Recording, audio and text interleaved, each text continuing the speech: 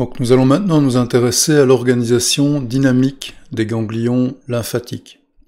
Et nous allons aussi nous intéresser à des cellules qui avaient très peu intéressé les immunologistes jusque-là, c'est-à-dire les cellules stromales des organes lymphatiques.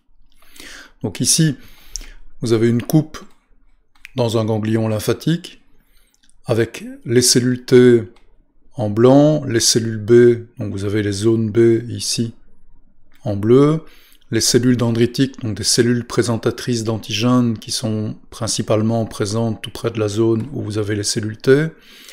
Vous avez les vaisseaux lymphatiques, les HV, les hailles endothéliales vénules ici dans la zone T. Et donc, la plupart des immunologistes, jusque récemment, s'intéressaient surtout aux cellules du système immunitaire. Donc les lymphocytes, les cellules B, les cellules dendritiques. Mais très rarement, en fait, à toutes ces cellules qui sont ici en rouge et qu'on appelle les cellules stromales, et qui forment en fait l'architecture du tissu en tant que tel. Et donc, beaucoup d'immunologistes ont très longtemps considéré que ces cellules étaient relativement inertes, que c'était en fait les éléments de construction de l'organe, et qu'en tant que tel, ils avaient excessivement peu de fonctions dans les réponses immunitaires. Donc je vais vous présenter ici un premier papier qui montre bien que ces cellules sont en fait très importantes pour définir la localisation des cellules B et des cellules T dans leurs zones respectives. Donc on va prendre un papier publié dans Immunity en 2006 sur le rôle des cellules stromales dans la migration et la territorialité des lymphocytes dans les ganglions lymphatiques. Donc, petite intro pour savoir de quoi on parle.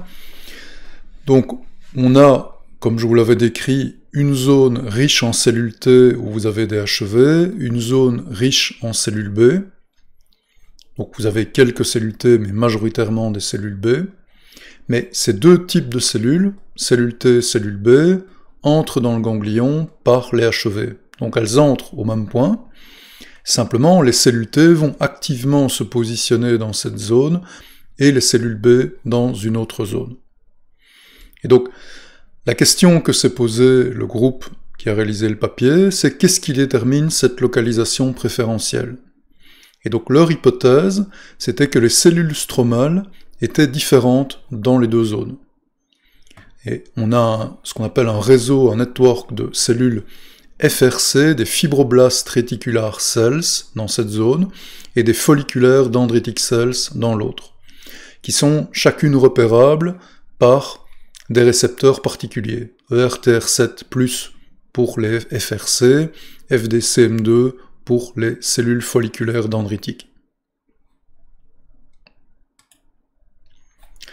Donc, dans un premier temps, ils ont simplement en histologie classique bien visualiser ces différents types cellulaires.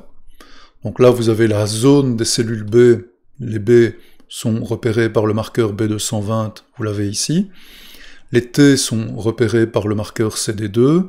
Et les cellules ERTR7, le fameux network qui est typique de la zone T, est présent ici.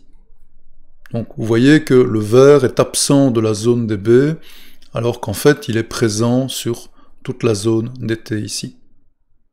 Et donc, l'idée, c'est que la localisation des cellules B, la localisation des cellules T serait dépendante de ce fameux réseau.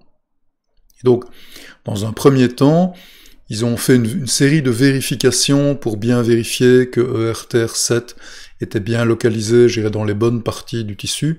Je vous passe ces détails-là. Et ils se sont intéressés à l'organisation 3D de ce fameux réseau. Alors pourquoi est-ce qu'ils s'y sont intéressés? Parce que très vite, on le verra dans les films, ils ont observé un déplacement de manière aléatoire des lymphocytes T dans le ganglion lymphatique. Et ce déplacement semblait de prime abord tout à fait anarchique. On ne comprenait pas ce qui motivait les déplacements incessants des lymphocytes. Ils se déplaçaient non pas en suivant des vaisseaux sanguins comme on l'a vu précédemment, mais d'une manière qui semblait aléatoire dans le tissu.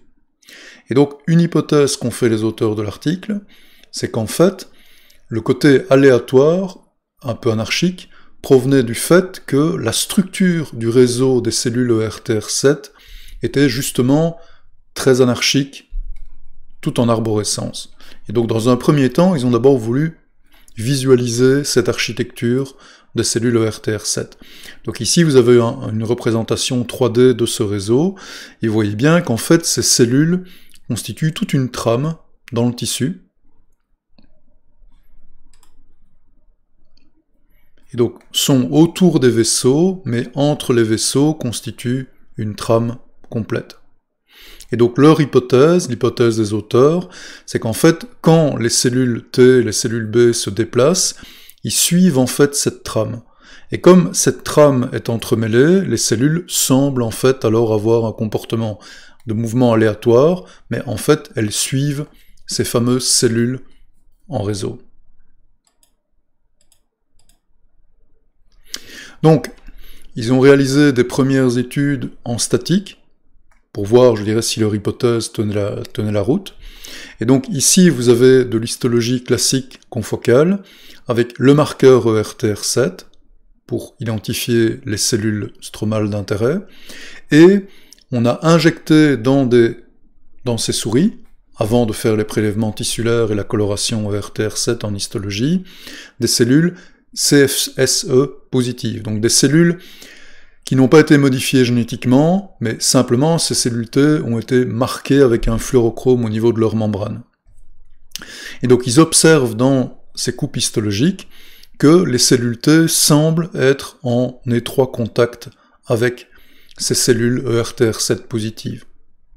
Alors ils ont essayé d'aller plus loin dans la nature du contact, et ils ont réalisé de la microscopie à balayage, microscopie électronique à balayage, et ils ont montré qu'en fait, les contacts entre les cellules T ici et les cellules FRC ERTR7 positives ont lieu en fait par des espèces de fins pseudopodes. Donc, on représente toujours traditionnellement les lymphocytes comme des espèces de boules rondes. En fait, ces lymphocytes sont capables de faire le même type de mouvement que les cellules phagocytaires, et donc d'aller adhérer à des parois et à se déplacer sur des cellules grâce à des pseudopodes. Alors, ils ont ensuite évidemment réalisé des films en intravital imaging, et donc là, ils ont utilisé des souris qui sont FRC-GFP, dans lesquelles ils ont injecté des cellules T marquées avec le CFSE. Donc les cellules T ici vont apparaître en rouge dans les films, les cellules du réseau stromal FRC apparaîtront en vert.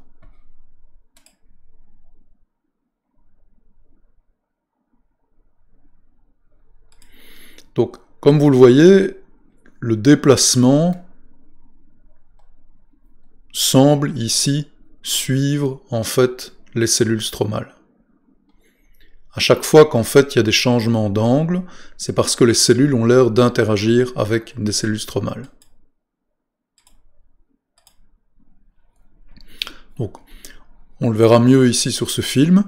Donc c'est exactement le même principe, des T CFSE rouges, les cellules FRC qui sont maintenant en vert.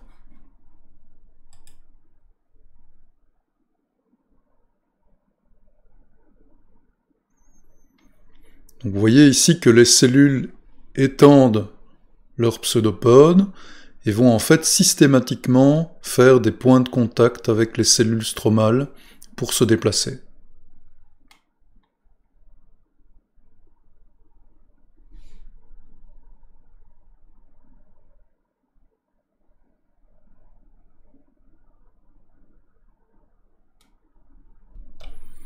Donc je vous remontre encore une fois le film ici. Le mouvement est assez joli. Donc là, on ne marque pas les trajectoires. Vous allez revoir le même film avec les trajectoires. Voilà. Et donc, vous pouvez suivre les cellules et voir qu'en fait, chaque fois en fait que vous avez une modification de trajectoire, c'est parce qu'en fait la cellule a interagi avec une cellule stromale.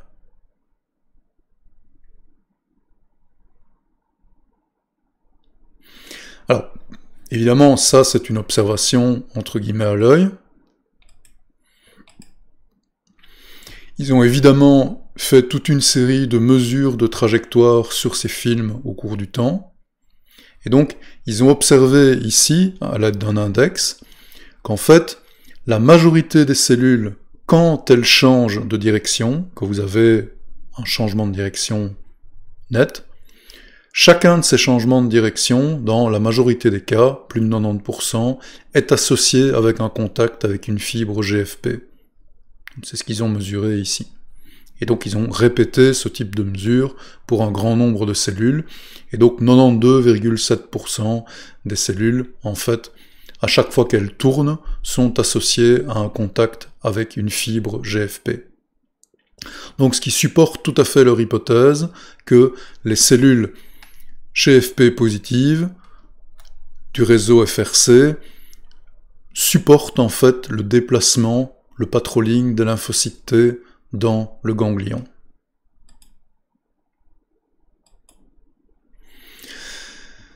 Alors, est-ce que les FRC définissent la séparation entre les cellules T et les cellules B? Ça, ils ont fait l'étude en statique. Donc vous voyez que, ça c'est aussi typique de la majorité des études, à part les toutes premières études pionnières qui misaient sur une seule technique, très vite, on a commencé à utiliser les techniques d'imagerie en intravitale comme complément à toute une série d'autres techniques. Les techniques d'histologie à fluorescence ou les techniques de microscopie électronique à balayage. Et donc, très vite ici, ils ont vérifié que la distribution des cellules FRC signait bien en fait les limites entre les zones T et les zones B. Vous n'avez pas de cellules ERTR7 positives ici qui rentrent dans la zone des cellules B. Donc la territorialité des lymphocytes est définie en fait par la présence de ces cellules.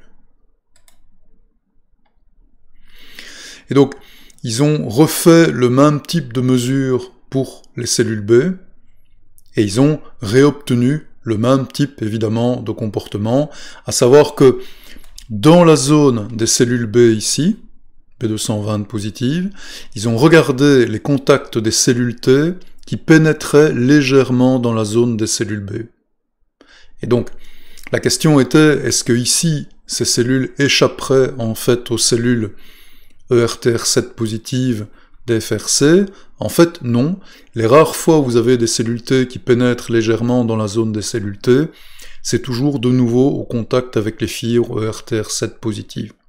Donc, même à la frontière, entre guillemets, on retrouve ce lien entre cellules FRC, ERTR7 positive et cellules T, avec de nouveau une forte association chaque fois qu'on a des modifications.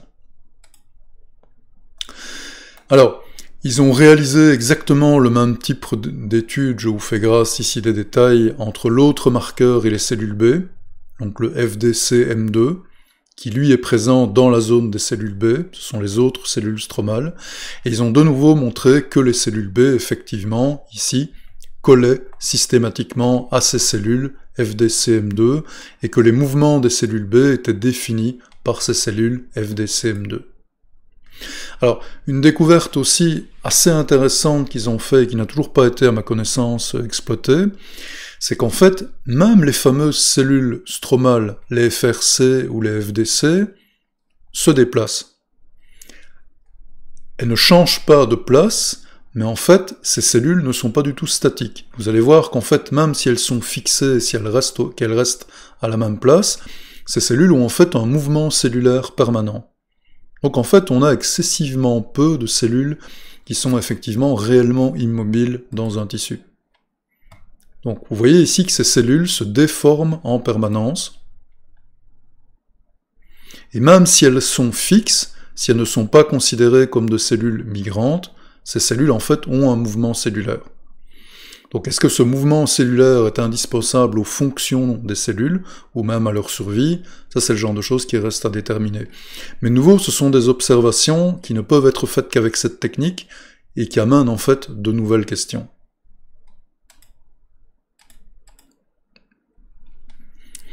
Donc ici, vous revoyez par exemple le contact des cellules B avec les FDC, c'est le même principe qu'avec les cellules T. Voilà, vous voyez vraiment la manière dont la lymphocyte B va se déformer pour aller toucher systématiquement les cellules FDC qui vont guider son trajet.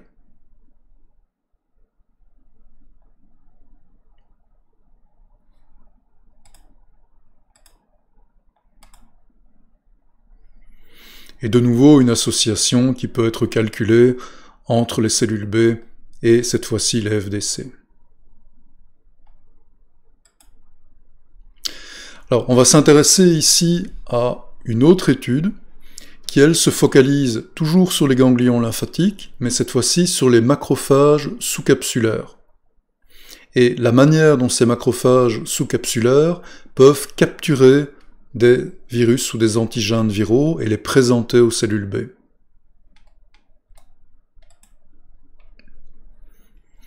Donc, on sait que les ganglions lymphatiques, en filtrant les tissus, préviennent la dissémination des agents pathogènes. Les ganglions lymphatiques sont en fait un lieu de passage obligé pour toute une série d'agents pathogènes. Donc c'est un endroit idéal, entre guillemets, pour avoir des cellules qui vont être impliquées dans la contention, dans l'élimination de ces agents pathogènes. Donc le modèle qui a été utilisé ici, c'est un virus, le virus vésiculaire stomatitis, qui est fluorescent dans le rouge, et ils ont utilisé différents types de souris, C57 Black 6, EGFP, mais sous différents promoteurs. Donc un promoteur lysozyme, en fait la EGFP va être exprimée principalement dans des cellules de type macrophage, granulocytes, ou des GFP MHC classe 2 positives. Donc GFP sous dépendance d'un promoteur MHC2. Et ils ont également utilisé des souris transgéniques pour des récepteurs de type BCR. Donc ils ont des souris dont les cellules B expriment majoritairement un récepteur B spécifique du virus VSV. Donc ça va leur permettre en fait de comparer le mouvement de cellules B non spécifiques ou de cellules B spécifiques du VSV dans le tissu.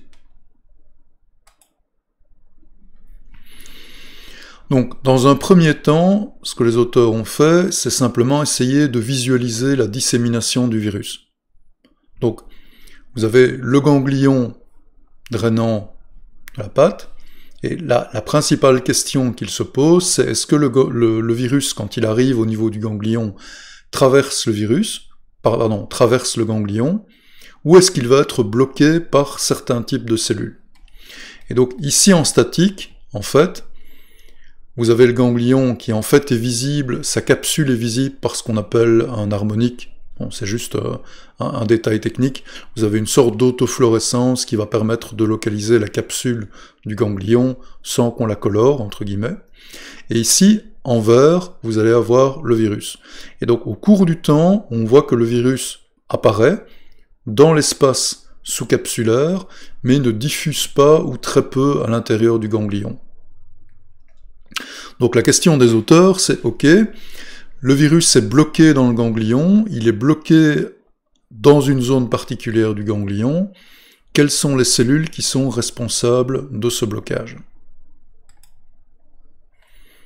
Et donc, ici, ils ont tout d'abord commencé simplement à visualiser, là vous avez l'équivalent du statique que je viens de vous montrer en dynamique.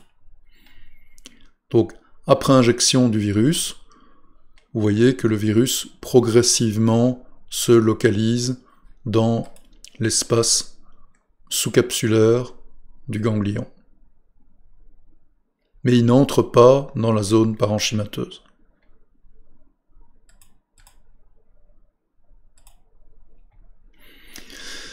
Donc, en statique, ils ont essayé d'identifier les cellules en question, et donc, pour essayer d'avoir une première idée des cellules qui pouvaient être infectées ou non par le virus, qui pouvaient le capter, le phagocyter, ils ont utilisé des souris dont les cellules GFP positives sont des cellules non hématopoïétiques.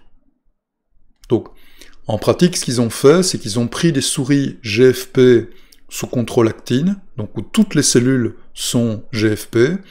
Ils ont irradié ces cellules pour éliminer les cellules de la moelle, donc le système immunitaire, et ils ont repeuplé ces souris avec de la moelle d'animaux non fluorescents.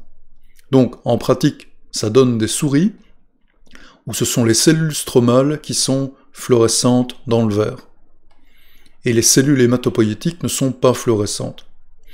Donc, ce qu'ils ont essayé de faire ici, c'est de déterminer si c'était des cellules fluorescentes stromales ou des cellules non fluorescentes, et donc des hématopoïétiques, qui prenaient le virus qui ici est représenté en rouge. Donc, là vous avez la réaction en dynamique, c'est pas très visible. Mais si on prend la même image et qu'on la regarde en 3D, en fait, vous voyez que les cellules vertes ne prennent en fait jamais le marquage rouge. Les deux sont complètement séparés, vous avez très peu de points jaunes où les deux couleurs en fait se marquent.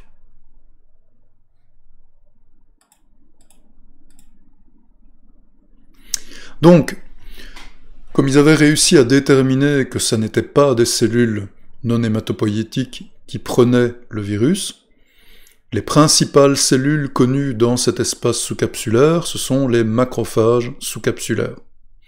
Et donc, ils ont utilisé d'abord une approche en microscopie électronique pour vérifier que dans cet espace, on avait bien des macrophages sous-capsulaires, et que c'était dans ce macrophage sous-capsulaire qu'on allait retrouver les particules virales qui sont visibles ici en microscopie électronique. Donc, ça a été le premier élément, je dirais, convaincant, c'était cette microscopie électronique qui permettait de visualiser vraiment les particules virales et leur présence dans ces cellules hématopoïétiques.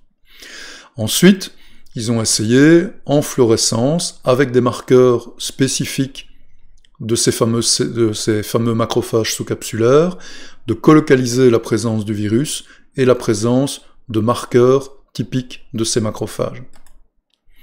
Et ils ont également réalisé ce type d'études en cytométrie de flux. Donc ils ont utilisé une série de marqueurs permettant d'identifier, de phénotyper ces fameux macrophages sous-capsulaires. Ils ont défini leur profil, je n'entre pas dans le détail, et ensuite ils ont vérifié dans des coupes de tissu, en microscopie à confocale, que la colocalisation avec les cellules du virus était correcte. Et donc, dans un deuxième temps, puisqu'ils avaient identifié les cellules qui contenaient le virus, ils se sont intéressés à l'effet de la déplétion de ces virus, de ces cellules. Donc, ils ont déplété dans les ganglions lymphatiques, ils ont éliminé dans les ganglions lymphatiques les macrophages sous-capsulaires, en utilisant en fait ce qu'on appelle des liposomes chargés en chlordronate. Donc c'est une drogue qui est toxique pour les cellules, présente dans des liposomes, donc des vésicules lipidiques. Et en fait, la caractéristique de ces vésicules, c'est qu'elles vont principalement dans des cellules macrophagiques, phagocytaires. Et donc, quand vous injectez ces vésicules, vous tuez principalement les cellules de type phagocytaire. Et donc, qu'est-ce qu'ils ont fait très simplement? Ils ont regardé la charge de virus dans différents organes au cours du temps, 2 heures et 6 heures après injection du virus. Ils ont regardé la charge dans les ganglions poplités, dans le sang, dans la rate et dans d'autres ganglions distants. Qu'est-ce qu'ils ont observé en substance? C'est que au cours du temps, on avait une chute de la charge virale dans les ganglions drainants de la patte, ici, à 2 et à 6, mais une augmentation de la charge virale dans le sang et dans la rate. Donc, leur conclusion, c'est que ces cellules, ces macrophages sous-capsulaires qui se chargent en virus, si vous les éliminez, vous ne bloquez plus le virus, et donc le virus passe dans la circulation sanguine et peut gagner la rate, donc il dissémine dans l'organisme. Donc, la fonction de ces cellules est bien de servir de filtre et d'arrêter je dirais, l'invasion par le virus. Alors, l'autre question qui se sont posées ensuite, c'est si ces macrophages captent le virus, comment est-ce que le virus est présenté aux cellules B qui, eux, sont derrière la paroi ici qui définit l'espace sous-capsulaire. Donc les cellules B sont là, les macrophages sous-capsulaires sont ici, chargés en virus. Comment est-ce que ces particules virales, en fait, arrivent aux cellules B pour lancer une réponse humorale, une production d'anticorps contre le virus? Et là, ils ont répondu à la question par de la microscopie électronique. Donc, microscopie électronique à transmission, ils ont montré que les macrophages sous-capsulaires ici étaient en fait capables de se faufiler dans l'espace, dans des petits espaces qui leur permettaient de passer derrière la capsule et d'aller dans la zone des cellules B. Et dans ces prolongements de leur cytoplasme, on retrouve des particules virales. Donc, les macrophages sous-capsulaires qui ici captent le virus sont ensuite capables de présenter ce virus aux cellules B, au contact du plancher ici de la capsule.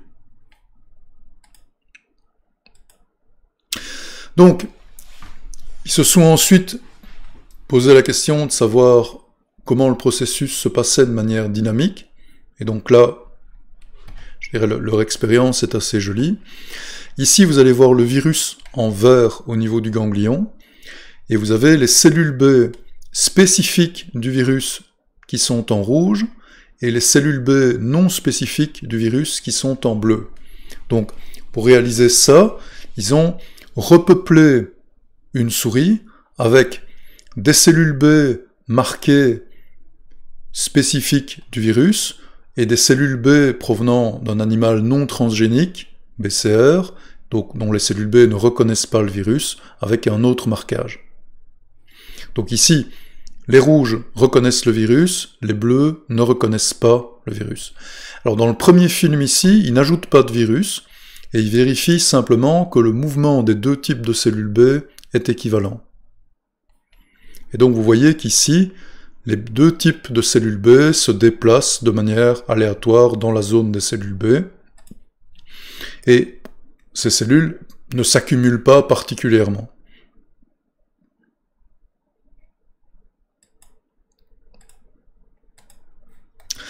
Alors ici, ils ont rajouté un virus, mais qui n'est pas le virus reconnu par les cellules B ici en rouge. Donc c'est de nouveau un contrôle.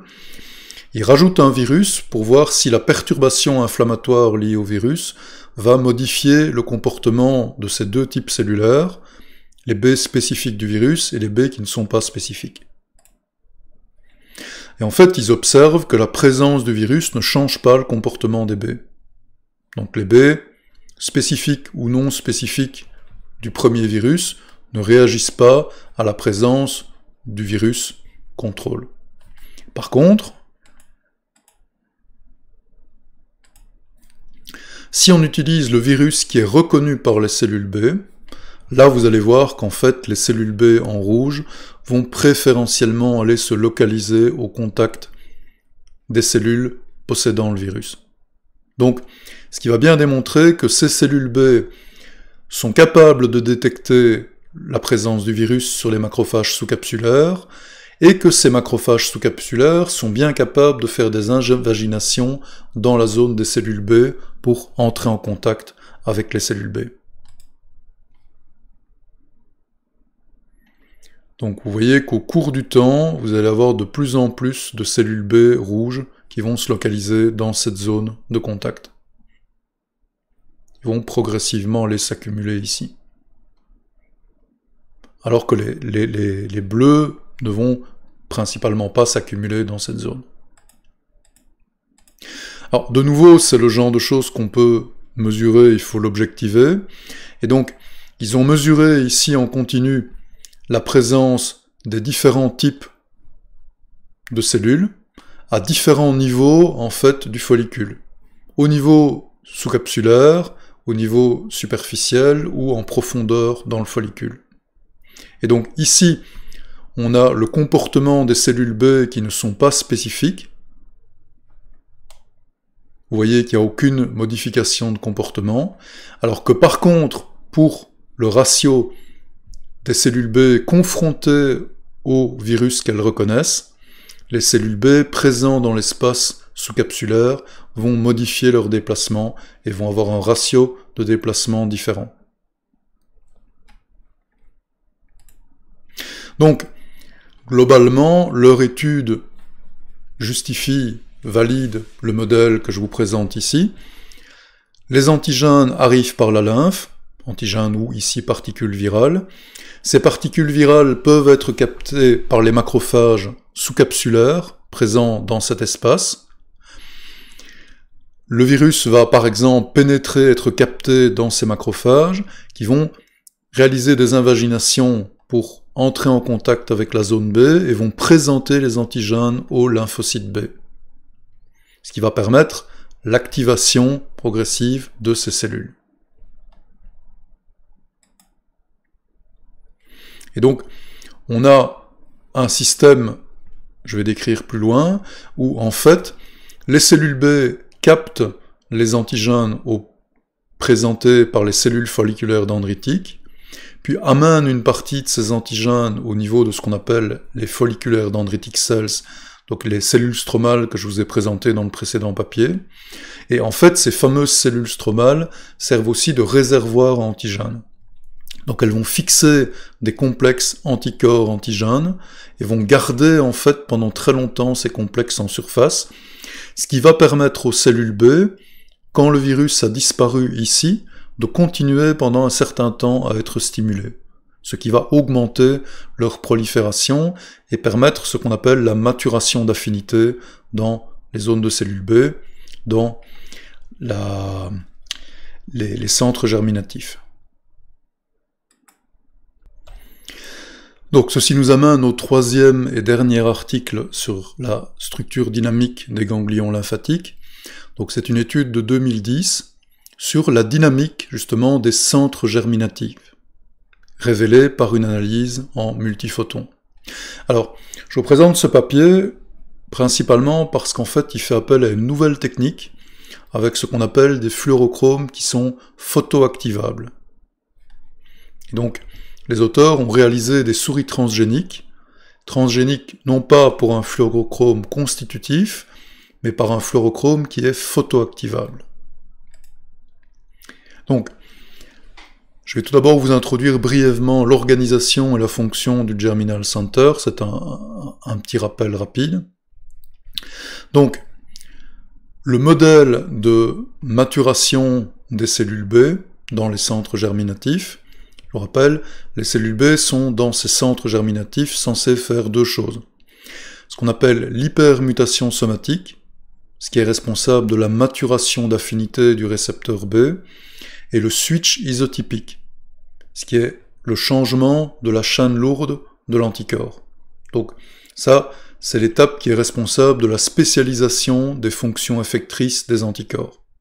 On va associer à une partie variable, une chaîne constante qui va être de type IgG2A, de type IgG3 et ainsi de suite, et qui va avoir une spécialité effectrice différente. Alors, globalement, quand les cellules B activées dans la zone T rentrent dans la zone B, elles vont en fait se multiplier de manière intense. C'est ce qu'on appelle les cellules de type centroblast. Elles se divisent, et pendant ces divisions, elles font les fameuses hypermutations somatiques. Donc elles accumulent une série de mutations dans les gènes codant pour le récepteur antigénique. Après cette phase centroblaste de multiplication, elles vont réexprimer des immunoglobulines de surface, mais qui sont mutées. Et là, on va voir l'étape dite de sélection des centrocytes par les cellules T. Donc l'idée, c'est que les cellules B, pour améliorer l'affinité du récepteur, vont muter ce récepteur. Cette mutation peut diminuer ou augmenter l'affinité du récepteur pour l'antigène. Et donc, il est nécessaire que le système sélectionne les cellules qui ont gagné en affinité et élimine celles qui ont perdu en affinité pour l'antigène. Et donc le système, c'est de retester la capacité des cellules B à capter et présenter des antigènes aux cellules T, alors que cet antigène est présent en faible concentration sur les cellules folliculaires dendritiques, qui sont le réservoir à antigènes dont je vous ai parlé précédemment. Donc, les cellules B au départ sont activées quand, on va dire, le parasite, le pathogène est là et qu'on a une forte concentration d'antigènes. Une partie de ces cellules B va dans la zone B des centres germinatifs. En se multipliant, ils vont former un centre germinatif, un amas de cellules B, avec des centroblastes. Et ces centroblastes subissent des mutations, les hypermutations somatiques, qui vont augmenter ou diminuer l'affinité de leurs récepteurs. Et donc dans ce centre germinatif, vous avez une zone de sélection où ces fameuses cellules B doivent capter des antigènes présents sur les cellules folliculaires dendritiques, présenter ces antigènes au TCD4 qui vont leur donner un signal qui vont leur permettre de survivre. Ça, ce sont les cellules B qui auront gagné en affinité. Celles qui n'ont pas gagné en affinité, ou qui ont perdu en affinité pour leur antigène, ne seront pas capables de faire ça, et donc ne survivront pas dans le centre germinatif. Et donc, le modèle basé sur toute une série d'expériences que je ne vous décrirai pas ici, de l'organisation des centres germinatifs, c'est une zone foncée, la dark zone, qui est en principe riche en cellules de type centroblast et où se passent les hypermutations somatiques, puis une zone beaucoup moins dense, la light zone, où on aurait en fait la sélection des centrocytes avec le contact avec les cellules T. Donc c'est ce qui est représenté ici, c'est une autre manière de le représenter. Donc au départ, vous avez l'activation des cellules T. Les cellules T, une fois activées, vont activer des cellules B. Ces cellules B, une bonne partie, vont produire des anticorps, mais une petite partie vont aller former le centre germinatif dans la zone des cellules B. Centre germinatif qui va grossir en plusieurs jours suite aux divisions des cellules. Et donc, la question des auteurs, c'était comment peut-on en fait visualiser la dynamique dans ce centre germinatif? Ce qu'ils voulaient à la base, c'était mettre en évidence les mouvements entre la zone dark et la zone light, donc entre les deux zones la zone d'hypermutation et la zone de sélection. Alors, le gros problème qu'ils avaient à la base, c'est qu'en fait, on ne connaissait pas des marqueurs de surface permettant de différencier les lymphocytes de manière nette entre ces deux zones. Et donc, il leur fallait une manière d'identifier une cellule en fonction de sa localisation. Et donc, ils ont développé des fluorochromes photoactivables. Donc, en pratique, vous avez une cellule qui exprime ce fluorochrome, et si elle est soumise à un rayonnement, le fluorochrome est activé et va rester activé pendant un temps relativement long. Alors, qu'est-ce que ça permet de faire concrètement? Si vous prenez une souris qui dispose de ce marqueur photoactivable, si vous réalisez une fenêtre dans un organe et que vous exposez l'organe à un rayonnement très focalisé, comme ici, vous allez pouvoir marquer in situ des cellules. Donc un rayon lumineux pourra activer un fluorochrome dans ces cellules qui resteront activées in vivo et qui donc resteront détectables. Donc ça permet en fait de peindre une cellule littéralement, de peindre une partie d'un organe et ensuite de suivre les cellules présentes ici et de voir où elles vont se relocaliser au cours du temps. Donc, pour, je dirais, la promotion de leur papier, ils avaient réalisé un marquage un peu spécial. Ils avaient ici, par exemple, réalisé sur un ganglion lymphatique, ils avaient écrit GFP avec, en fait, le rayon de leur microscope. Donc ils ont photoactivé toutes les cellules présentes ici pour qu'elles expriment leur fluorochrome et donc qu'elles marquent, entre guillemets, le GFP.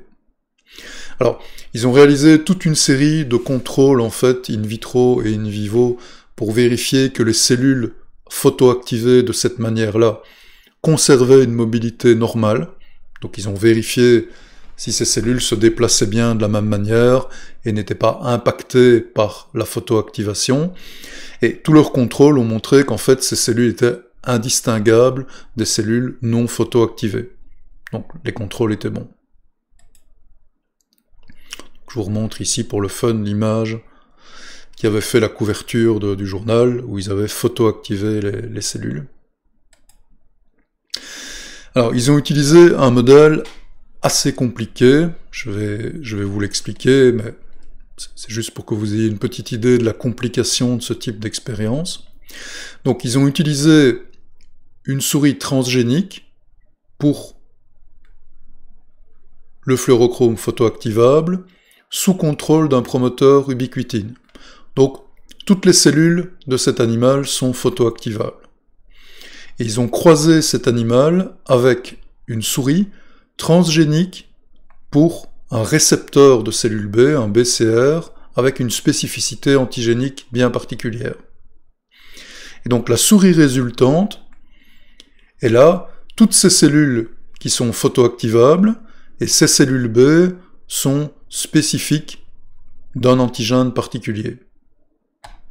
Et donc, ils ont fait, c'est prélever les cellules B, ils les ont purifiées à partir de cette souris, et donc ils ont transféré des cellules B photoactivables dans une souris normale. Donc dans cette souris wild type, vous n'avez comme seule cellule photoactivable que des cellules B. Donc c'est beaucoup d'étapes pour arriver au final à ça, mais ça leur garantit que dans cet animal, seules les seules cellules photoactivables seront bien des cellules B. Alors, ils ont utilisé un protocole aussi qui est relativement compliqué parce qu'il faut en fait que le centre germinatif se forme. Donc, ils ont commencé par immuniser des cellules B avec l'antigène d'intérêt pour que des centres germinatifs se développent. Ça prend plusieurs semaines.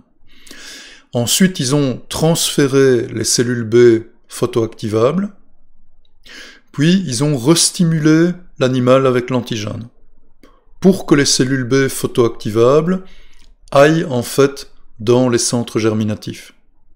Puis ensuite seulement, ils ont commencé à faire les observations. Donc ici, ils regardent la light zone ou la dark zone. Ils ont utilisé une astuce pour en fait visualiser les cellules folliculaires dendritiques, mais on ne va pas en parler ici. Et donc ici, ils ont simplement réalisé la photoactivation.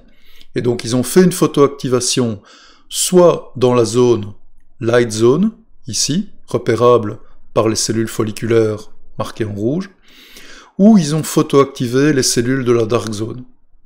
Donc avec ce système très compliqué que je viens de vous décrire, ils ont eu la possibilité in situ, chez un animal vivant, de marquer spécifiquement des B spécifiques d'un antigène, soit dans la zone dark zone, soit dans la zone light zone. Et ça leur a ouvert en fait toute une série de possibilités. La première possibilité qu'ils ont eue, c'est simplement en fait maintenant de repurifier ces cellules par cytométrie de flux. Et donc, en purifiant ces cellules, ils ont pu établir le phénotype complet, en fax, en cytométrie de flux, des cellules présentes dans ces deux zones. Et donc, ils ont pu déterminer quels sont les marqueurs qui sont exprimés dans chacune des zones. Ils ont été plus loin, ils ont également pu réaliser ce qu'on appelle un micro-essai. Donc ils ont mesuré l'expression de toute une série de gènes d'intérêt de la réponse immunitaire associés à ces deux compartiments. Alors, j'entre pas dans le détail ici, mais sans surprise, ça confirmait les hypothèses de base.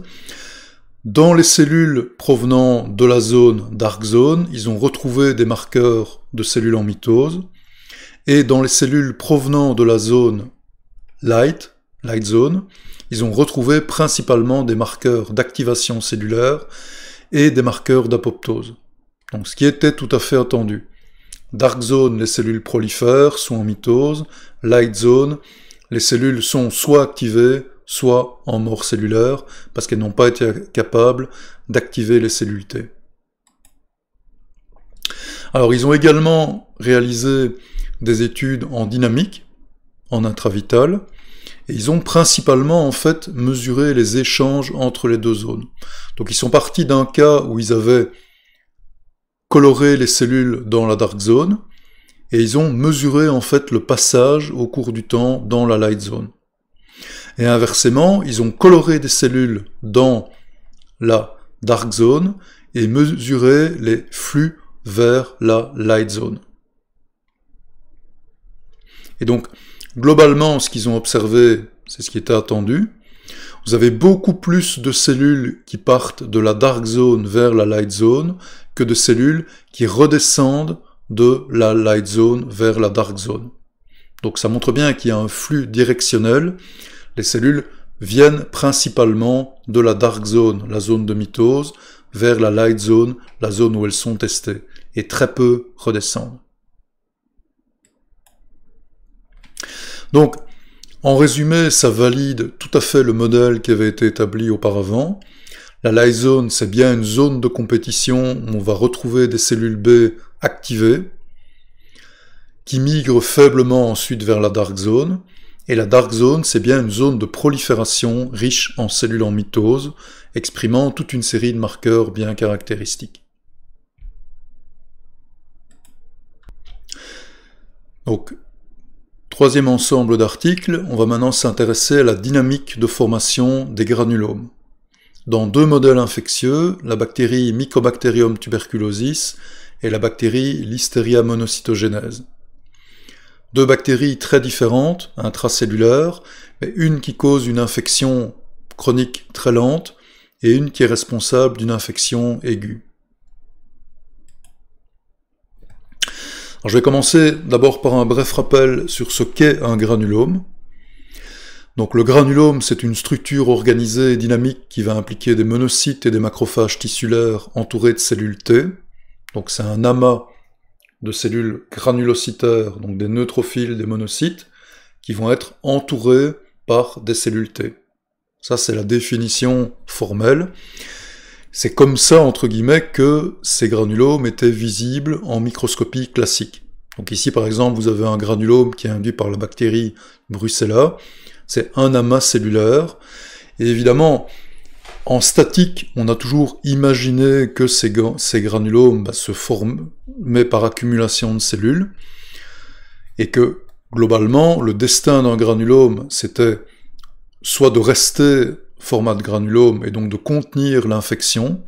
Donc l'idée, c'est que les cellules infectées sont présentes dans les cellules de type granulocytes, macrophages, qui s'accumulent ici, et que ces cellules s'agrègent en fait pour éviter la dissémination de l'agent pathogène.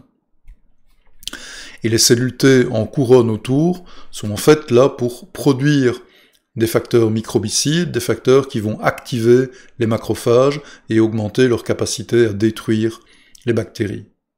Donc, dans certains cas, le granulome joue son rôle, va être capable de contenir l'infection, et dans d'autres cas, en fait, la bactérie peut échapper à ce contrôle, et on a alors une rupture du granulome. Donc ça, c'est le type d'observation qui était possible de faire en statique.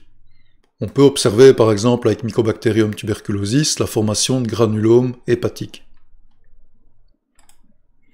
Et donc, le modèle des granulomes tel qu'il était pensé à la base, c'est vous avez des cellules infectées qui vont s'agglomérer, former le granulome, structure de contention de l'infection, des lymphocytes B qui vont se positionner autour, produire toute une série de facteurs pour augmenter la réponse immunitaire contre l'agent infectieux. Si l'agent infectieux n'est pas éliminé, formation d'une coque fibreuse qui va progressivement bloquer les cellules au centre, bloquer l'oxygénation, par exemple, aussi de l'agent pathogène. Et si malheureusement ce mécanisme ne parvient pas à contenir l'agent pathogène, on peut avoir rupture du granulome et libération des bactéries dans la circulation, ce qui va relancer l'infection et relancer la formation de granulomes. Alors, ces granulomes sont aussi très intéressants pour étudier la pathologie liée aux infections, parce que c'est un mécanisme de contention, mais c'est un mécanisme aussi qui fait des dégâts tissulaires. Donc on bloque la bactérie, mais en faisant ça, on détruit aussi en partie le tissu. Donc on va voir maintenant le modèle avec Mycobacterium tuberculosis, qui était un des premiers modèles utilisés pour étudier la formation de granulomes. Alors un petit rappel sur la bactérie qui est utilisée dans le modèle Mycobacterium tuberculosis. Donc c'est une infection chronique du tractus respiratoire inférieur. La bactérie infecte les macrophages pulmonaires. Elle va se transmettre d'individu à individu par aérosol. Et la manifestation la plus évidente de l'infection, c'est la formation de granulomes au niveau pulmonaire. Alors, face à ce type d'infection, ce serait évidemment logique d'aller regarder ce qui se passe au niveau des poumons, en intravital. Le problème, c'est que les poumons, quand vous respirez, ça bouge. Donc c'est pas un organe qui est très évident à observer. Donc il y a des astuces pour le faire, mais à l'époque, globalement, ce type d'analyse ne se faisait pas. Et donc, les auteurs, en fait, se sont rabattus sur des granulomes formés dans d'autres tissus, parce que Mycobacterium tuberculosis ne se contente pas d'infecter les poumons, il dissémine dans toute une série d'organes. Et donc, les auteurs se sont focalisés sur le développement de granulomes au niveau des cellules du foie, et des cellules macrophagiques du foie qui sont ce qu'on appelle les cellules de Kupfer. Donc, le background du modèle, ils ont utilisé une souche de Mycobacterium bovis fluorescente, dans le rouge,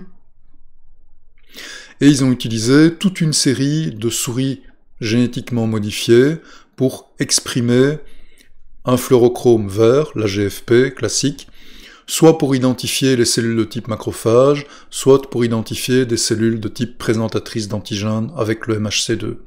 Et ils disposaient aussi de souris ubiquitine GFP, donc où toutes les cellules sont vertes. Donc maintenant ça devient classique. Je ne reprendrai plus trop ces détails-là, vous savez à quoi servent ce type de souris pour des transferts de cellules ou pour identifier tel ou tel type cellulaire au niveau de l'infection. Donc les toutes premières études qu'ils ont réalisées, c'est en fait pour savoir quelles étaient les cellules qui disposaient vraiment d'une capacité phagocytaire au niveau du foie. Et donc pour réaliser ça, dans un premier temps, ils ont utilisé en fait simplement des billes fluorescentes. Donc ils n'ont pas pris directement la bactérie, ils ont pris des billes fluorescentes. Et ils ont vérifié qu'en fait, c'était bien les cellules de Kupfer, qui sont connues comme étant lysozyme positive ou MHC2 positive, qui captaient ces fameuses sphères fluorescentes. Donc ici, vous avez quelques films qui ont été réalisés. Ensuite, montrant qu'avec des bactéries, donc BCG pour Bacillus Mycobacterium, vous avez effectivement phagocytose par ces cellules de la bactérie également. Donc vous allez voir apparaître les bactéries en rouge, qui sont captées par majoritairement des cellules vertes. Alors ici, vous avez l'impression que ce n'est pas une cellule verte, mais en fait, il y a un petit bout qui est vert. Et donc, on va progressivement se localiser principalement dans des cellules vertes. Voilà, la bactérie est là. Ici, vous avez les bactéries, mais vous voyez qu'il y a du vert derrière.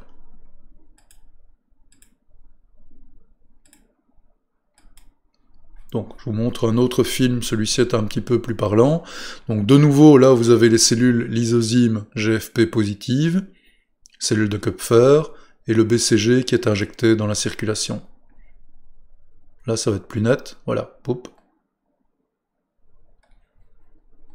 Ici, hop. Donc, vous voyez transiter parfois brièvement des bactéries, mais voilà, elles sont progressivement captées par les cellules vertes, les cellules de Kupfer.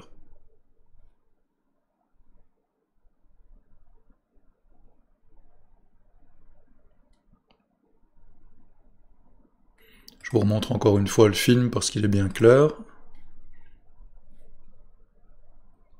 Là, vous voyez les bactéries qui passent très rapidement dans la circulation sanguine, et progressivement, certaines sont captées par les cellules vertes, les cellules de Kupfer, qui vont en accumuler même plusieurs.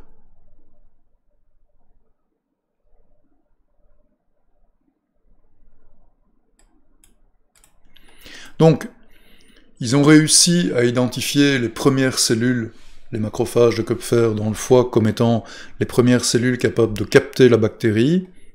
Très bien. Donc, en statique, ils ont pu identifier ces fameuses cellules, en dynamique également, pas de souci. Après, le problème, c'est que la formation d'un granulome, ça prend plusieurs semaines. Donc, impossible d'observer un animal pendant plusieurs semaines. On n'est pas dans un système d'organes transplantés dans l'oreille, évidemment, avec le foie. Donc, globalement, ils étaient obligés de faire des observations ponctuelles chez des animaux différents. Donc, tout ce qu'ils ont observé avec une certaine logique, c'est le fait que les granulomes, en moyenne, sont de plus en plus gros avec le temps. Mais ici, en fait, la limitation technique, le fait qu'on ne peut observer un animal en anesthésie, en gros, pas plus d'une demi-heure ou d'une heure, fait que la construction dynamique du granulome, qui prend en pratique plusieurs semaines, n'est pas observable avec cette technique. Par contre, ce qu'ils ont pu essayer de faire, c'est de regarder la mobilité des cellules composant des gros granulomes. Et donc, ici, dans la prochaine vidéo, je vais vous montrer la localisation de cellules de Kupfer et la mobilité de ces cellules au niveau du granulome. Donc, vous voyez qu'en fait, ce granulome est loin d'être une structure qui est inerte ou qui serait une sorte d'amas de cellules mortes. En fait, la majorité des cellules composant le granulome sont des cellules qui sont bien fluorescentes, donc qui expriment la GFP, donc qui sont vivantes. Et ces cellules, même si certaines restent confinées et forment vraiment le granulome, sont en fait mobiles. Simplement, elles restent dans une zone bien déterminée, la zone du granulome en tant que tel. Et autour, vous avez des cellules de Kupfer qui sont mobiles et qui se déplacent.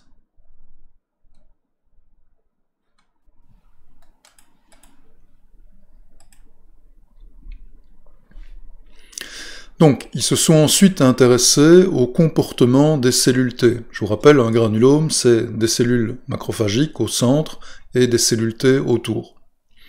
Donc, de nouveau, ils ont pris des cellules T polyclonales GFP qui ne reconnaissent donc pas le BCG. Donc, ils ont transféré des cellules T GFP dans ces animaux, qui ne sont pas à la base spécifiques de la bactérie, mais comme la bactérie persiste plusieurs semaines dans l'animal, une réponse spécifique T est induite. Et donc, ce que les auteurs ont essayé simplement ici de comparer, c'est le mouvement des cellules T qui sont proches du granulome, ou des cellules T qui sont éloignées du granulome. Donc ils ont regardé celles qui sont inside le granulome ou outside, ici. Et en fait, ce qu'ils ont observé, c'est que la vélocité, le déplacement de ces cellules est égal, mais que ce qu'on appelle l'index de confinement est par contre très différent entre ces deux types de cellules. Donc, ce qui se passe, c'est que les cellules T autour du granulome, tout autour ou loin du granulome, se déplacent à la même vitesse. Simplement, les cellules T qui sont loin du granulome font des grandes distances, alors que les cellules T qui sont proches du granulome ici se déplacent rapidement, mais se déplacent au contact du granulome. Donc, ils ont mis en évidence une migration qui est contrainte et qui reste localisée dans une certaine zone. C'est ce qu'on va voir ici avec le film. Donc vous avez des cellules T autour qui se déplacent librement, beaucoup, et vous avez des cellules T qui, elles, vont, en rouge, ici, spécifiquement rester en contact avec le granulome. Donc c'est un peu comme si les cellules T qui entraient en contact avec le granulome se trouvaient satellisées, je dirais, autour du granulome. Et donc le fameux anneau de cellules T qu'on voyait en histologie classique, c'est pas du tout des cellules T, de nouveau, qui restent immobiles autour du granulome. Ce sont des cellules T qui, de manière active, interagissent avec ce granulome. Et donc, par rapport à toutes les autres études qui ont été faites auparavant, on peut imaginer qu'il existe de nouveau des adhésines qui vont être reconnus sur les cellules du granulome et qui vont en fait contraindre la migration des cellules T et forcer les cellules T à rester en contact avec ce fameux granulome.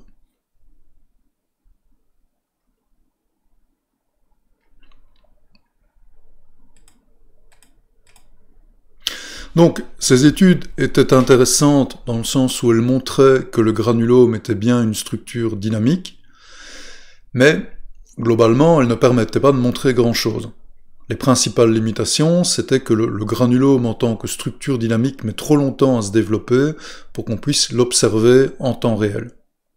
Donc, des études ont essayé en fait de montrer les mouvements qui pouvaient se passer entre les cellules T ou les cellules par exemple dendritiques, des cellules présentatrices d'antigènes professionnels qu'on retrouve dans ces granulomes, et des études ont essayé de montrer si les cellules du granulome pouvaient quitter le granulome pour aller se balader ailleurs dans l'organisme, ou si inversement, certaines cellules pouvaient entrer dans le granulome, provenant, je dirais par exemple, des ganglions.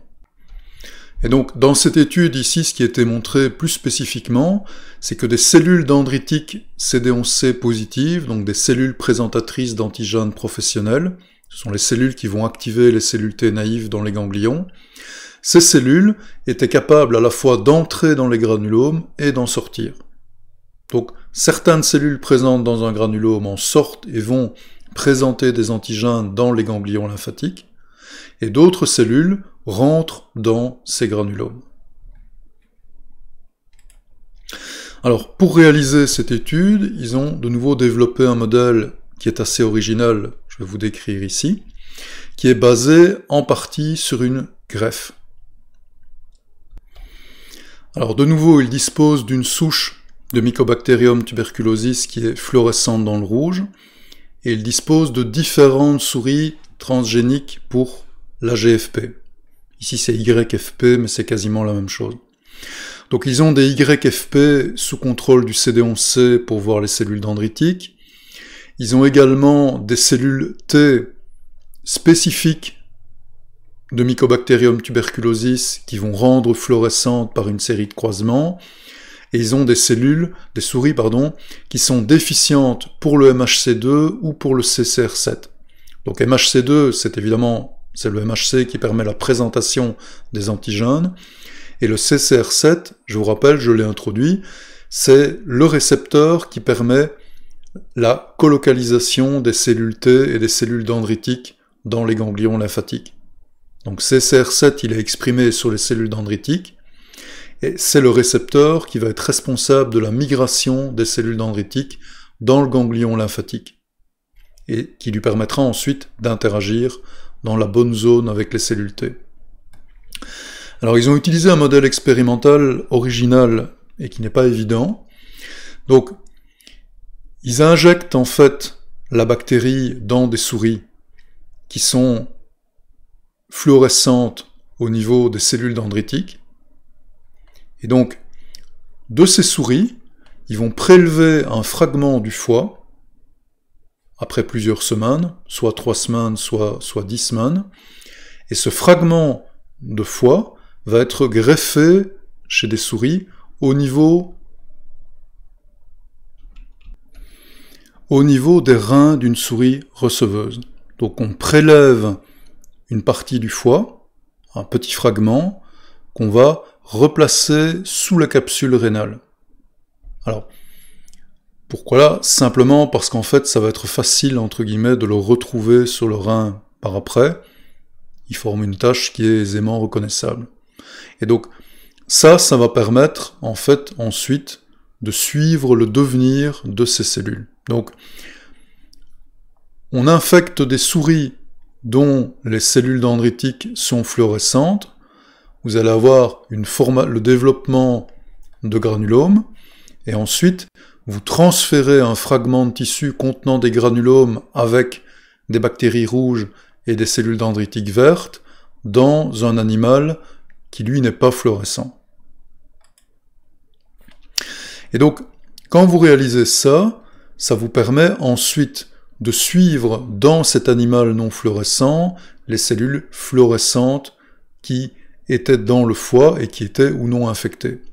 Et donc ils ont fait ces transferts à 2 temps différents, donc sur des granulomes entre guillemets dits jeunes de 3 semaines ou des granulomes de 10 semaines, et ils ont mesuré en fait la position et les changements, les déplacements des cellules fluorescentes qui avaient été transférées avec la greffe.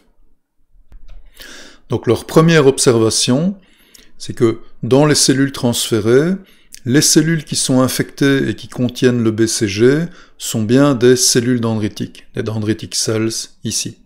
C'est leur première observation.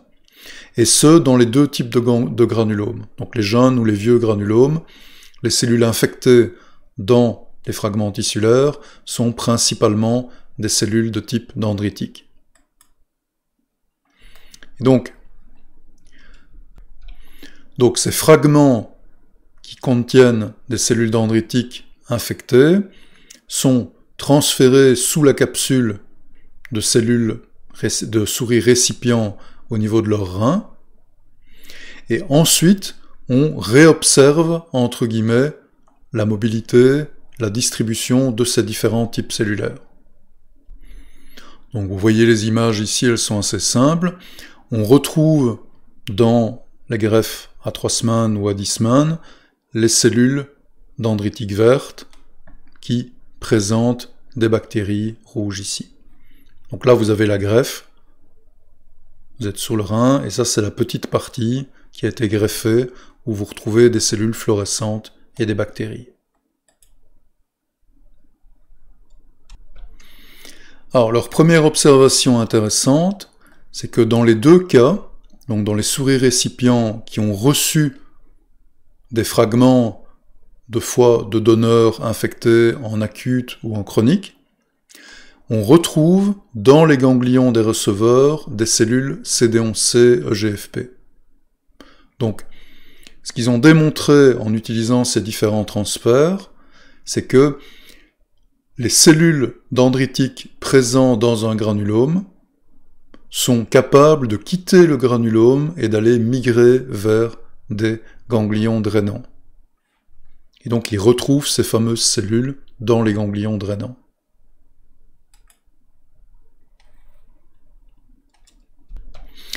Alors ils ont fait aussi l'expérience inverse, donc ils ont greffé des fragments non colorés, non fluorescents, dans des animaux qui contiennent des cellules dendritiques fluorescentes. Et donc ils ont essayé de mesurer l'inverse, la colonisation du granulome par des cellules de l'animal récipient. Et donc ils ont montré que dans les 2 cas, les souris avec des donneurs de 3 semaines ou de 10 semaines, on avait une infiltration de cellules CD11C positives, cellules dendritiques, provenant des tissus alentour du granulome. La seule différence qu'ils ont observée, c'est que l'infiltration est plus rapide, plus le granulome, entre guillemets, est vieux. Ce qui est logique parce qu'il est sans doute plus chargé d'antigènes, il va sans doute plus stimuler d'inflammation. Donc, dans ces 2 expériences, ils démontrent que le granulome, en plus d'être une structure dynamique où les cellules sont bien vivantes, certaines cellules peuvent quitter le granulome, aller dans les ganglions drainants, présenter les antigènes aux lymphocytes T, mais ils démontrent aussi que de nouvelles cellules dendritiques peuvent rentrer dans le granulome.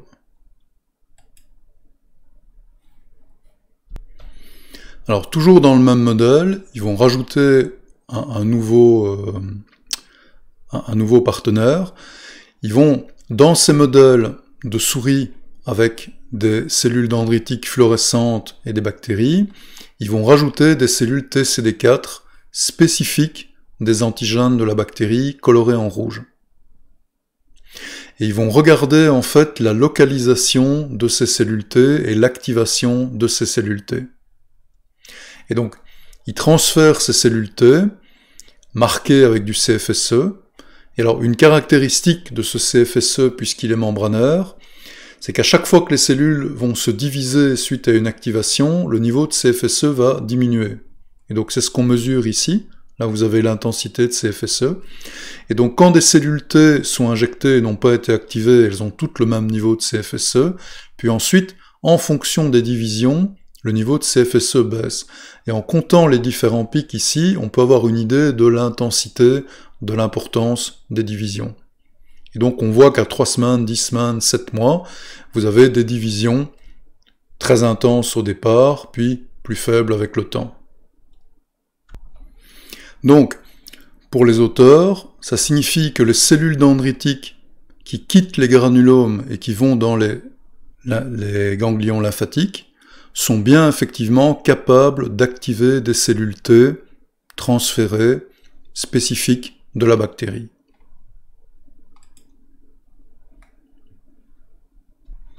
Alors, pour vraiment confirmer cette hypothèse, le fait que ce soit des cellules dendritiques qui proviennent du granulome qui vont bien activer les cellules T, et pas un intermédiaire, donc que les cellules dendritiques présentes dans le granulome pourraient passer l'antigène à une autre cellule qui irait ensuite activer les cellules T, ils ont transféré en fait des cellules dendritiques déficientes, soit pour le MHC classe 2, soit déficientes pour le CCR7. Donc, des cellules dendritiques incapables de faire la présentation antigénique ou incapables d'aller dans les ganglions lymphatiques. Donc, quand on transfère des cellules dendritiques wild type, on a une prolifération des cellules T. Si on transfère des cellules dendritiques qui sont MHC2-KO, ou si on transfère des cellules dendritiques CCR7-KO, on n'a pas ces fameuses divisions de cellules T. On en a beaucoup moins. Donc, ça démontre bien que ce sont les cellules dendritiques fluorescentes transférées qui font le job, entre guillemets, d'aller activer les cellules T dans les ganglions lymphatiques. Donc ça démontre bien de nouveau le côté actif, dynamique du granulome, qui n'est pas une lésion, une structure morte au niveau cellulaire, elle est bien active, et elle joue un rôle important dans l'activation de la réponse immunitaire contre la bactérie. Alors on va passer au dernier modèle, l'hystéria monocytogénèse.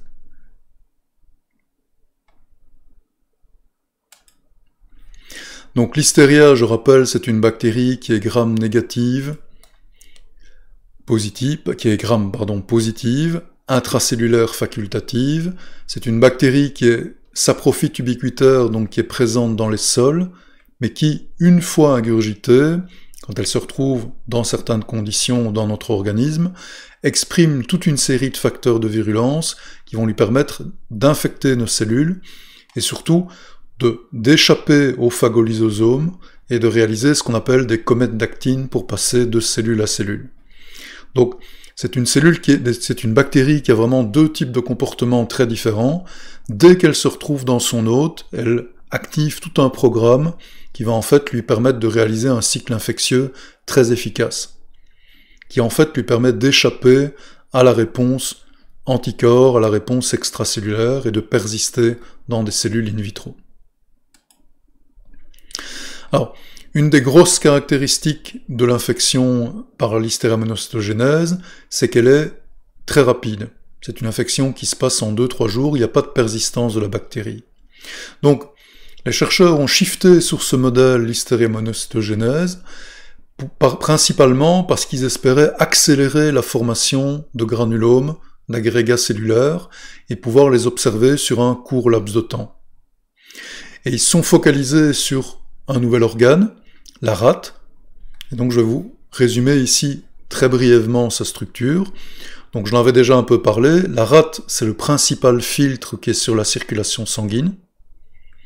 Donc tout ce qui est dans le sang à un moment ou à un autre passe dans la rate, et dans la rate vous avez des filtres très spécifiques permettant en fait d'identifier et de phagocyter les bactéries qui passeraient dans la circulation sanguine. Donc dans une rate vous avez deux principaux compartiments, vous avez ce qu'on appelle la pulpe rouge et la pulpe blanche. Donc la pulpe rouge c'est toute la zone ici, la pulpe blanche ce sont les petits amas. Dans la pulpe blanche vous avez principalement des lymphocytes, alors que dans la pulpe rouge vous avez principalement des macrophages et des globules rouges, ce qui forme la pulpe rouge.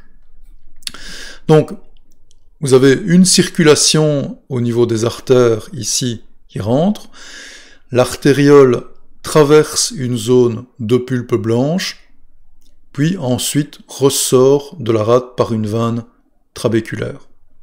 Donc, ici, au niveau de la circulation, vous avez deux types en fait de circulation différentes au niveau de la pulpe blanche.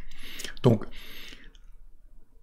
le vaisseau sanguin va en partie traverser au centre de la pulpe blanche, il n'y aura pas de filtration, mais une partie du flux sanguin va en fait traverser au niveau de ce qu'on appelle la zone marginale de la pulpe blanche, qui est une zone de filtration qui est extrêmement riche en fait en cellules de type macrophage.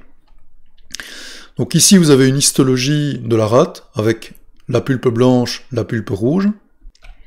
Et donc vous pouvez visualiser les cellules T ici en blanc, la zone des cellules T qui est dans la zone artériolaire, les zones de cellules B ici, autour de la zone T, les cellules dendritiques qui sont présentes dans la pulpe rouge et autour de la pulpe blanche, et les fameuses cellules stromales. Alors, les cellules qui vont ici le plus nous intéresser aussi, ce sont les macrophages de la zone marginale, les fameux macrophages filtrants qui sont ici en bleu pâle.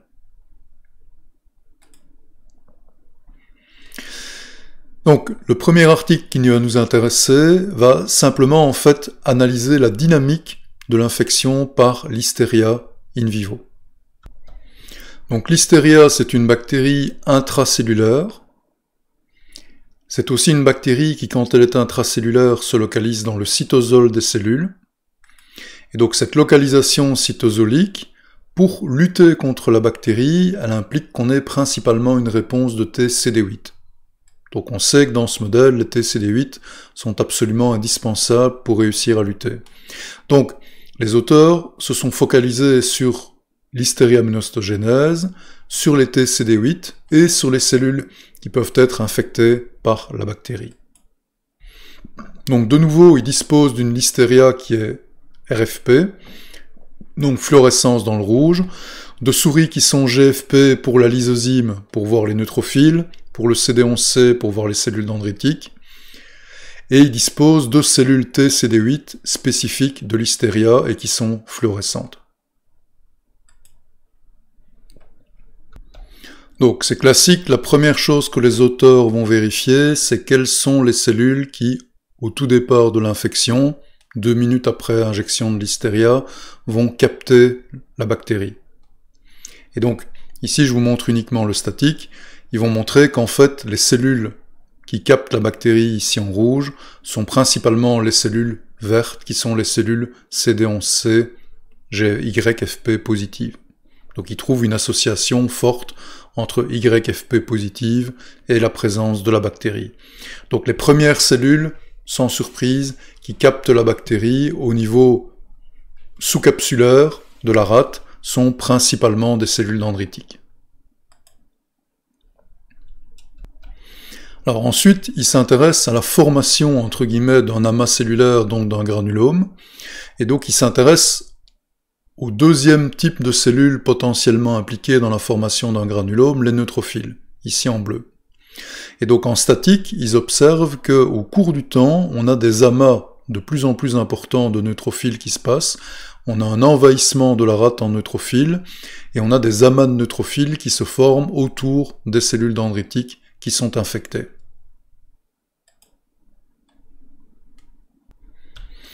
Et donc les auteurs se sont intéressés à la dynamique des interactions entre les différents types cellulaires, et donc ils ont visualisé à différents temps post-infection les interactions entre les neutrophiles et les cellules dendritiques dans le tissu.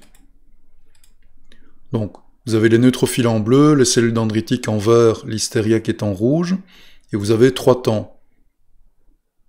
Au départ, ensuite 24 et ensuite 48 heures. Donc je vous repasse le film. Donc ici, pas d'infection, vous avez les cellules sans agrégat. À 48 heures, pardon, à 24 heures, vous voyez par contre que vous avez des cellules infectées avec des mouvements. Puis ensuite, à 48 heures, vous avez la formation des gros agrégats. Donc, je vous le repasse. Ici, pas d'infection Donc vous avez les cellules dendritiques et vous avez les neutrophiles qui sont en mouvement autour, pas de formation d'agrégats.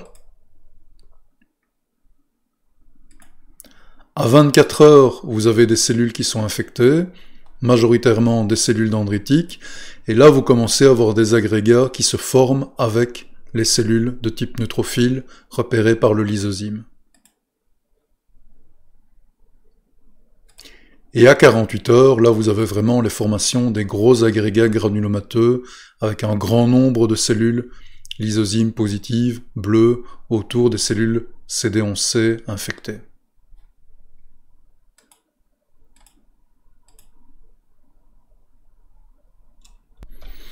Alors ici je vais vous montrer le même type de film, mais un peu plus détaillé. Donc vous allez voir l'infection à 24 heures. Donc là vous voyez principalement ce sont les CD11C qui sont infectés à 24 heures. À 48 heures par contre, dans les amas, les agrégats avec des cellules de type neutrophile, vous avez aussi une dissémination de l'infection. Je vais essayer de vous le repasser plus lentement. Donc à 24 heures, vous voyez que vous avez principalement des cellules CD11C infectées, des amas de neutrophiles qui sont en train de se former, mais pas de neutrophiles infectés. Alors qu'à 48 heures, vous avez toujours des cellules de type CD11C infectées, mais on voit que dans les amas, vous avez eu une colonisation des cellules de type neutrophile, également par la bactérie.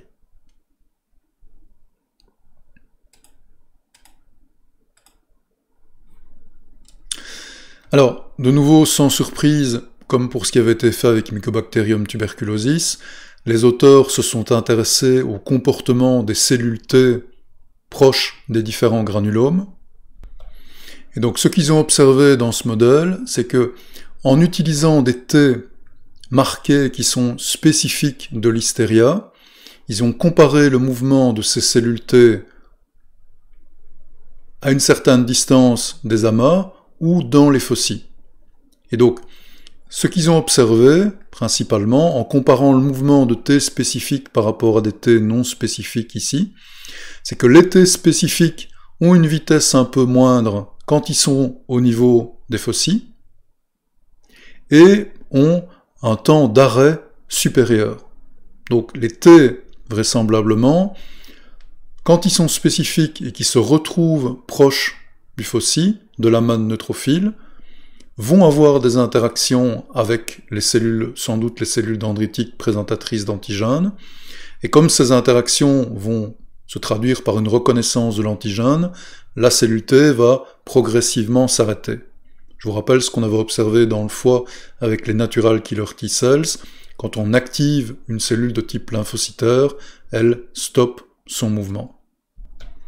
Donc c'est le dernier film que je vais vous présenter.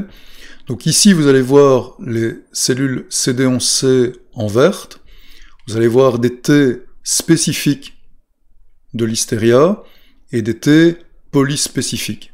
Donc ce sont celles qui sont en bleu, qui sont spécifiques de l'hystéria. Et vous allez voir que ces cellules T bleues, par rapport aux cellules T en rose, auront un déplacement beaucoup plus lent en contact avec les agrégats.